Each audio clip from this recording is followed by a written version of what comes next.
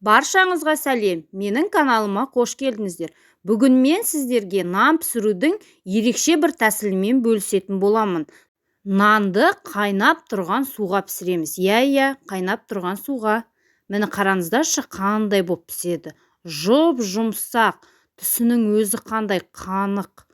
Дәл осындай нан пісіргілеріңіз келсе, менімен бірге видеоны толық көріңіздер. Тіркеліп, лайк, комментарий басып кетіңіздер. Қамырымызға су, сүт, май, ашытқы, тұз, қантымызды салып араластырып алатын боламыз. Електен ұнды өткіземіз. Енді қамырымызды біріктіретін боламыз. Біріккен қамырымызды жақсылап иін қандырып алатын боламыз.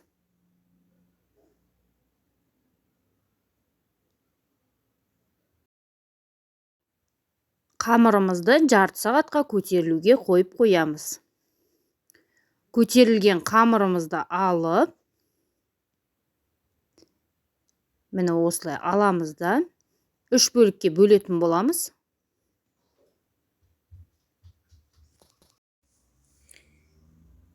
Енді бір қамырымызды осылай батон тәрізді қылдырамыз. Екеуін домалақ пішінді қылдырамыз. Дайын болған қамырларымызды көтерілуге тағы 20 минутқа қойып қоямыз. Қайнап тұрған суға бір қасық сода салатын боламыз. Және қамырымызды саламыз. Міне қараңыздаршы, видеоның өзінен де көрініп тұр, қамырдың көлемі жағынан өскенін.